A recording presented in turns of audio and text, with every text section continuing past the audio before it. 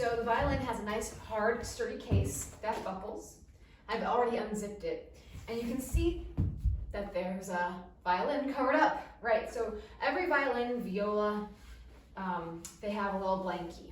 Do you have a little blankie? I had several blankies when I was a kid that I just loved so much.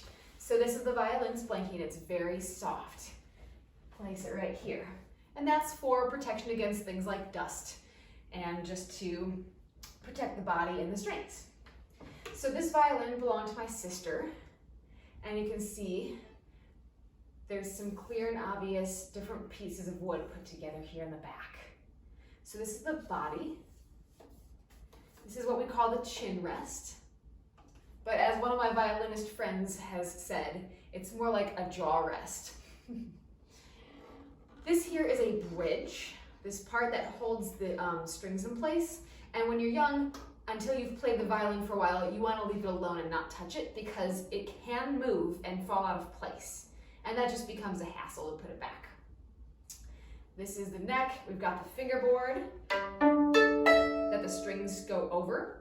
And this is where you make the notes. So every time I place my finger on a string, I get a different note, like on the piano. That one I just played was mi, fa, sol, la. The way that I tune the violin, this is cool. I have a big tuner for each string, and then these little fine tuners. So guitars, ukuleles, cellos, basses, they don't have two sets, or actually not bass guitars. They don't have two sets of tuners, but these do. These little ones are when you want to make a little change, and these are when you want to make a big change. Okay, so that's, oh, and then something really important. Just like a guitar and a ukulele have a sound hole that the sound comes out from, and if we didn't have it, right, we need the sound hole so the sound can come out. These are called the F holes, and that's a very fancy cursive letter F, and that's where the sound comes out. And then you can see I've got this, and this is the shoulder rest, more like a chest rest, and I fasten it on. When you're younger and a beginner, you often use a sponge, a special shaped sponge just for violinists, and then you use a rubber band to get it to stick on. And then as you get better, you graduate to this more fancy kind. And that's how you hold it. And you get good at practicing holding it with no hands. And it's not exactly the most comfortable thing you'll ever do. It just takes time to get used to it. Now, of course, we can pluck the strings, and that's called pizzicato. Try saying pizzicato. Pizzicato. That's where we pluck the strings. Pluck, pluck, pluck. And then when we use the bow, that's called playing arco. Say arco.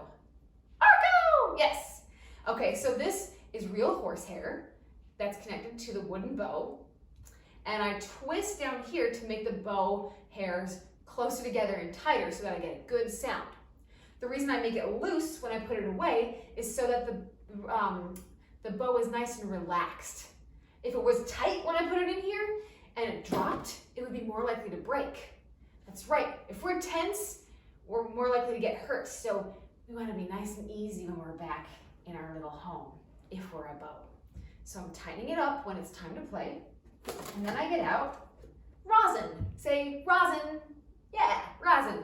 Rosin is like sap, and it helps make it stick to the strings. Helps make the horsehair stick to the strings. And the reason I have this little cloth is because rosin, little bits and flecks of it will get on the bow, and they'll get on the violin too after I've played for a long time. So we want to clean our violin when we're done too. This part is called the tip, and this part is called the frog. Who knew? Say tip. Good. Now say frog. Excellent. Let's learn the song of the open strings. Let's hear if it's in tune first.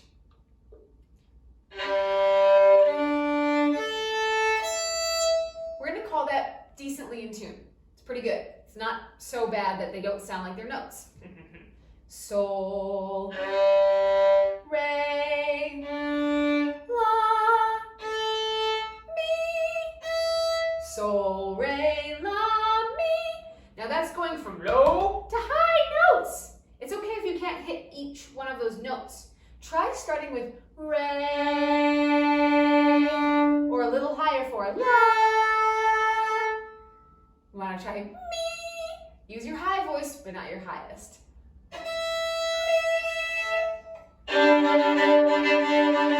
You can play 2 strings at once.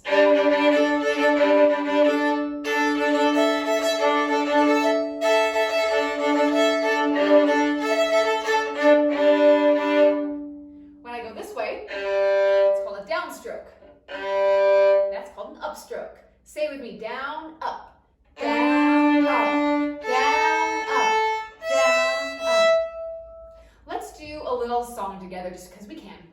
Let's do Twinkle. Twinkle, twinkle, little star, how I wonder what you are. Up above the world so high, like a diamond in the sky. Twinkle, twinkle, little star, how I wonder what you are. Okay, so that was your quick intro to the violin. One surprise I didn't teach you about yet is called a mute. A mute changes the way the strings sound. It makes them a little softer, like something being muted, but not all the way. Can you hear that difference? Now I took the mute off. You can really hear the difference. Here's the mute back on. Sometimes we want to practice or play with one of those. So now I'm going to put it away, unwind, make the hairs come apart so they're more loose.